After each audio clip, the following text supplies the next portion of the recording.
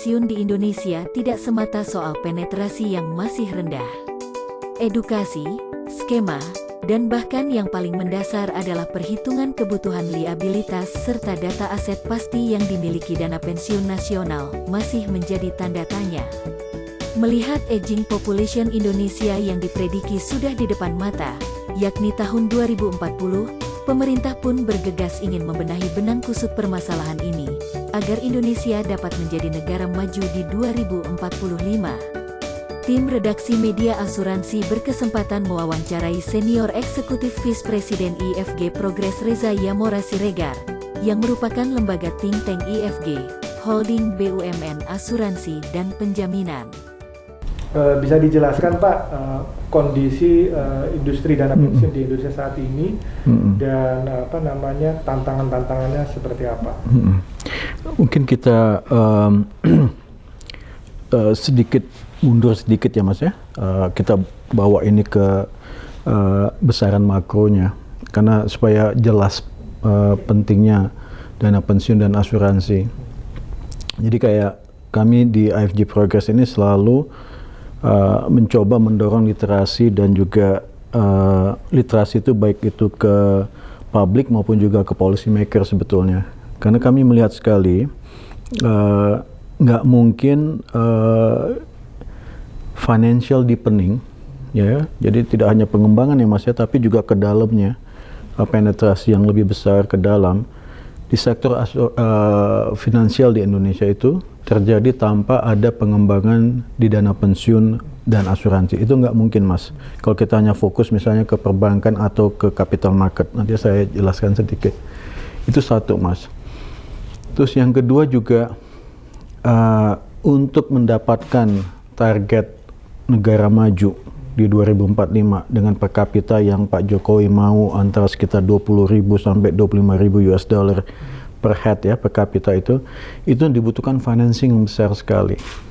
Dan pengalaman negara-negara yang berhasil masuk ke situ itu jelas sekali bahwa peran dari dana pensiun dan peran dari asuransi itu besar. Itu nggak ada tuh negara yang jadi negara maju tanpa ada asuransi yang kuat dan dana pensiun yang kuat. Paling tidak non-bank financial institusinya, jadi ya sektor yang di luar perbankannya, di financial sektornya, itu harus seimbang dengan perbankannya. Tidak bisa timpang. Ya. Nah, kembali lagi di sini kenapa gitu ya. Satu ya, dana pensiun itu sumber dari potensi dana yang paling besar untuk membiayai pertumbuhan ekonomi. Ya, jadi kayak sekarang ini dana pensiun kita itu mungkin kalau kita hitung swasta dan publik ya, itu masih di bawah 10% DPDB. Jumlahnya? Total Jumlah. Itu sampai 5% atau masuk? Di bawah 10% untuk total private dan public. Kalau public di bawah 5%. Oke. Ya, jadi kecil sekali. Ya, nah. Itu publik itu masuk yang bank juga ya? Jadi publik itu dalam arti kata yang ada hubungan dengan pemerintah, pegawai negeri, BUMN, ASN gitu ya. Private itu misalnya ya kalau company-company Sinarmas atau siapa yang punya dana pensiun sendiri, iya itu namanya private. Ya, jadi total itu kita masih di bawah 10%. Kalau publiknya sendiri masih di bawah 5%. Ya, nah saya lupa exactly berapa di contoh-contoh negara yang lain. Tapi kalau seingat saya Malaysia itu 60% ya Mbak ya, kalau nggak salah. Jadi kita tuh kecil sekali poin intinya ya. Nanti bisa tolong di-clarify sama datanya yang kita di publikasi kita tuh ada di Mbak Rosi. Poinnya ini loh Mas, kalau kita nggak punya sumber dana yang besar ini, ya, gimana kita membiayai misalnya digitalisasi? Itu kan besar sekali ya. Proyek digitalisasi ini, infrastrukturnya itu besar sekali. Gimana kita membiayai transisi ke green economy? Karena kan makin dibutuhkan ekonomi yang berdasarkan renewable energy. Sedangkan sekarang ini kita masih non renewable, masih batu bara. Nah ini transisi membutuhkan pembiayaan nih, ya.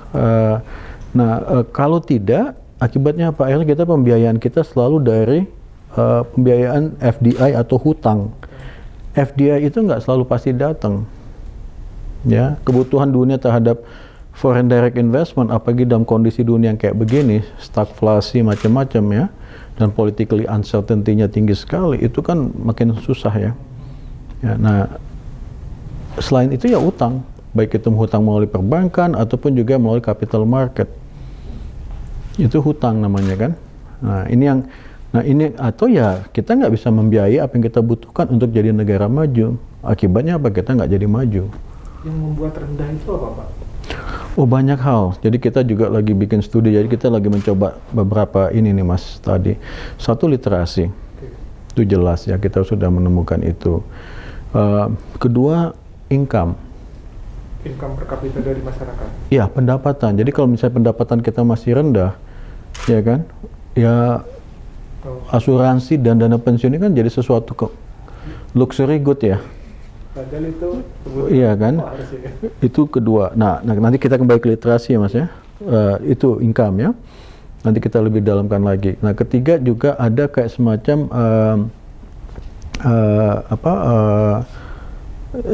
studi yang menemukan bahwa kontribusi dari employer juga penting. Jadi kalau misalnya kayak dulu saya kerja waktu saya di Singapura ya, saya itu dana pensiun saya itu tiap bulan itu bisa sampai 17-20%. 7-10% saya sendiri, sisanya dibayar employer. Nah jadi itu jelas tuh ya. Jadi itu juga membuat insentif buat saya juga, karena itu tabungan saya pada dasarnya. Bayangkan saja tiap bulan saya mikir, wah saya bisa dapat 20%.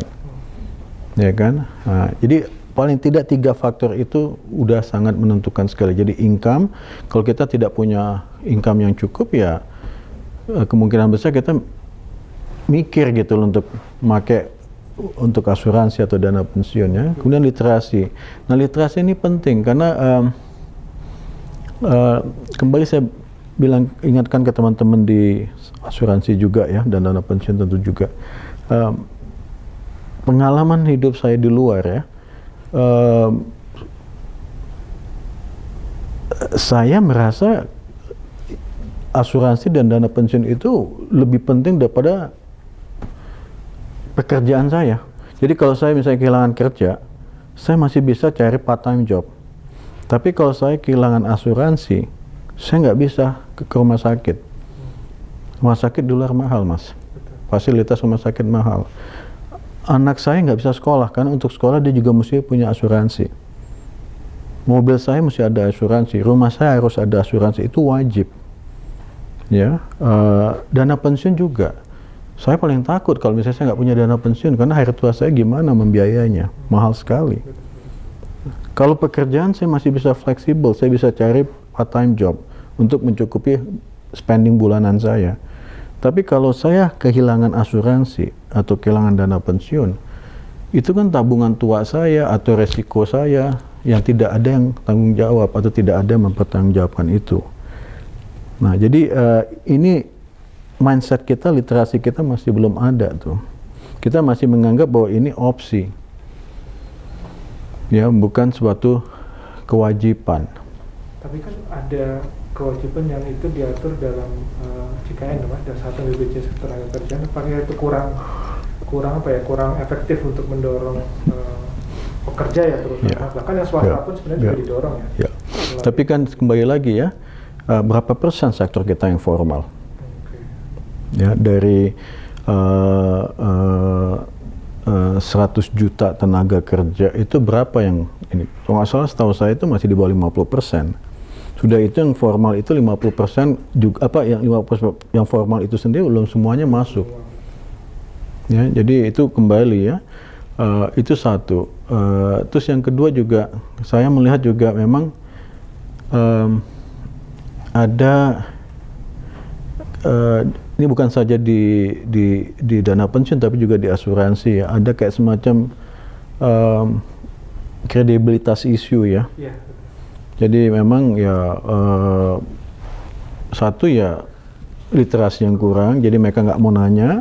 Terus yang kedua pun juga program-program ini memang masih dipertanyakan. Jadi saya pernah dapat informasi berdasarkan survei yang kita tanya-tanya ya. Itu kalau ada dua company ya mencari tenaga kerja, satu mewajibkan tenaga kerjanya masuk ke dana pensiun, satu tidak. Itu yang mewajibkan itu bisa menjadi less attractive. Orang lebih senang ke sini. Yang tidak mewajibkan, karena bagi mereka lebih bisa dapatkan full fundingnya mereka, income-nya mereka. Kalau ini mereka justru nggak yakin. Nah ini. Terus yang satu faktor lagi yang penting buat yang saya perhatikan juga, yang kita juga mesti pikirkan ya strategi ke depannya. Ada fragmentasi. Jadi dana pensiun kita ini diolah oleh multiple ya. Setiap misalnya BUMN besar ada dana pensiun masing-masing gitu ya. Sedangkan sebetulnya kan kalau ini di pool together, di manage secara benar gitu bersama-sama gitu ya, ini bisa menjadi sesuatu yang potensi suatu pool of fund ya yang di manage oleh profesional secara benar gitu ya. Nah sekarang ini kadang-kadang kita melihat dana pensiun itu tergantung dengan perusahaan Anda bekerja. Kalau kebetulan perusahaan Anda bekerja atau BUMN Anda yang bekerja kebetulan kinerjanya baik dan solid gitu ya, ya Anda punya dana pensiun yang terjamin.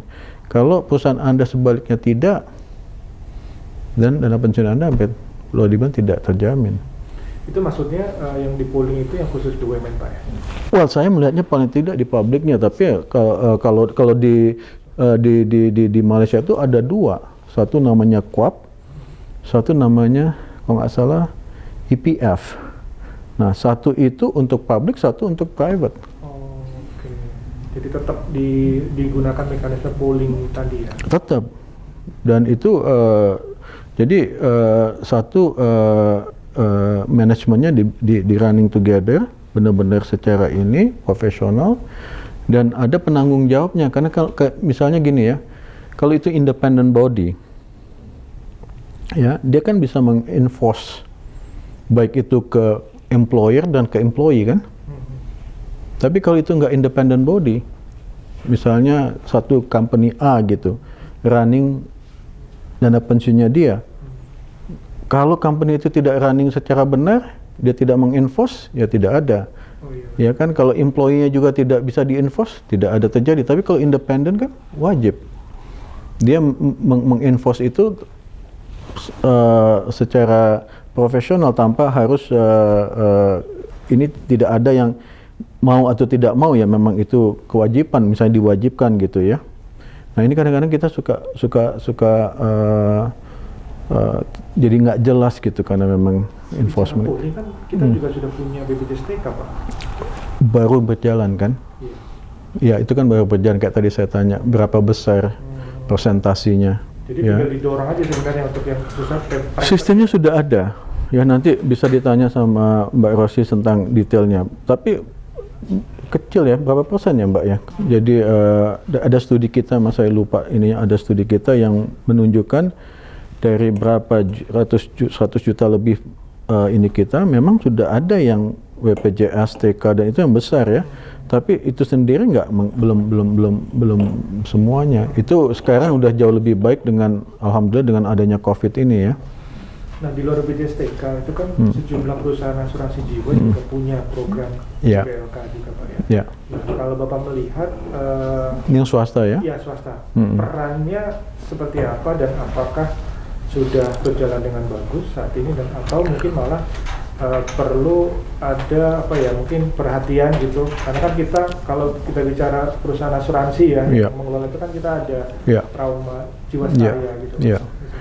Saya nggak tahu secara detail satu persatu, tapi kita sebutin aja beberapa common issue gitu ya. Satu yang selalu dengan dana pensiun apalagi ya, dan juga asuransi jiwa misalnya, itu salah satu yang masalah yang paling besar itu perhitungan terhadap berapa jumlah potensi liabilitasnya, berapa jumlah amount of money, berapa jumlah uang yang dia nanti harus bertanggung jawabkan at the end. Karena ini mesti ada planning yang ini aktuarisnya mesti jelas misalnya. Nah, Bapak Ibu kan tahu sendiri ya, aktuaris kita tuh kecil sekali jumlahnya masih saat ini. Ya, kalau nggak salah ada studi cuma 200-an ya Mbak ya. Nanti kita kasih detail juga angkanya. Jadi angka itu jauh di bawah Singapura yang penduduk cuma 5 juta. Ya, 200-an kita tuh masih di bawah Malaysia. Kalau nggak salah kita tuh cuma level Vietnam apa di bawah, tetap di bawah Filipina dengan penduduk yang 270 juta. Jumlah aktuaris. Makanya sekarang salah satu profesi yang gajinya tinggi Pak ya. Sekarang ini kita lagi genjot dan kayak kita sekarang expanding besar-besaran untuk tim aktuaris. Ini ruangan penuh kita karena banyak aktuaris baru yang kita hire. Jadi kemudian di sini kan banyak akhirnya, alhamdulillah juga sih. Beberapa universitas besar kita sudah mulai ada actuarial science program. Nah, jadi di sini kalau nggak salah mulai 2015-2016 ya. Nah, di sini mulai graduation-nya udah mulai kelihatan nih hasilnya. Nah, kita juga udah mulai mendapatkan, tapi kita butuh lebih banyak lagi, Mas. Nah, itu satu masalah. Karena kalau Anda tidak bisa menghitung kewajiban Anda, ini talking about misalnya teman-teman yang umurnya masih kayak di bawah 30 atau di bawah 40, ini kan talking buat 20-30 tahun ke depan ya. Nah, bagaimana menghitung itu? Sama juga tentang misalnya asuransi jiwa, ya kan? Nah, kalau salah ngitung, kita nggak usah ngomong defined kontribusi, defined benefit, salah ngitung aja. Mau pakai sistem defined apapun juga, kalau salah ngitung aja, kemungkinan besar uang yang kita kumpulkan itu tidak cukup. Itu satu kan ya. Terus kedua, kita juga butuh investment expert. Ya, misalnya Mbak Rosi dulu dia kerja sebagai salah satu investment expert di Signa sebelum dia join saya. Ya, itu juga sangat terbatas. Nah, kalau tidak ada investment expert, uang tadi yang dikumpulkan salah investasi, kan repot ya. Karena kan ini kan ada pertumbuhan tanggung jawab nih, liabilitas kita kan makin lama kan, as we are aging, kita aging loh 2038-2040 as a country. Kita masuk ke aging population. Aging population itu berarti populasi yang di atas 64 ke atas itu semakin tinggi porsinya di populasi kita. Jadi berarti populasi yang nanti sebagai yang ditanggung, yang tertanggung ya, karena dia sudah tidak produktif lagi, itu makin besar. Populasi yang membutuhkan dana pensiun makin besar. Populasi yang membutuhkan jasa asuransinya dia makin besar. Ini 2040, 2038 kalau tergantung, kalau nggak salah data UN sama data BPS itu sekitar 238 sampai 240. So less than 20 years. Jadi bom Pak ya. Ya, itu menjadi burden buat publik, rumah sakit, ya, kesehatan, ya. Nah, kalau kita nggak hati-hati, ya tadi ya, resiko yang dimana kita pengen maju menjadi negara kaya di 2045 itu tidak akan tercapai. Malah kita maunya kita kaya sebelum tua kan? Jangan-jangan kita tua tapi kita nggak bisa kaya, tidak bisa cukup. Nah, ini beban ini kelihatan makin besar dan mungkin inilah di situ juga mulai ada pembicaraan ya yang Ibu Ani mulai mempertanyakan tentang ASN segala itu, karena ya ini makin mendekat, ini 20 tahun ke depan ini makin kelihatan bahwa tanggung jawab terhadap dana pensiun itu makin tinggi ya. Nah, jadi tadi aktuaris penting, kita mesti menghitung. Kalau misalnya saya beli asuransi, umur saya sudah di atas 50 tahun, atau beli dana pensiun, umur saya sudah 50 tahun ke atas, Rosi misalnya baru di bawah 30, kan beda perhitungannya, ya kan, nggak bisa sama kita, ya kan. Nah, gimana tuh, siapa yang bisa menentukan berapa, ya kan, dan nanti ini karena ini ada berdampak pada pertanggungjawaban kan. Nah, sudah nanti ada uangnya nih. Misalnya saya udah masuk, saya punya membership di dana pensiun tertentu gitu ya, Rosi juga. Nah, uangnya yang kontribusi saya ini kan mesti di manage ya. Kalau nggak nanti dapatnya dari mana? Kalau kita ngomong tentang asuransi ya Mas ya, kita ngomong tentang dana pensiun. kita ngomong tentang liabilitas, kita ngomong tentang hutang, ya. Bapak beli asuransi dari saya atau beli dana pensiun ke saya, berarti saya hutang in the future berapa yang saya mesti kontribusikan kembali ke Bapak, kan? Jadi saya memanage uang orang nih, yang nanti saya harus kembalikan ke orangnya, gitu kan ya. Nah ini butuhkan investment expert. Ini kita juga kurang. Jadi aktuaris kita kurang, investment expert kita kurang. Nah akhirnya diwajibkanlah kita untuk kemudian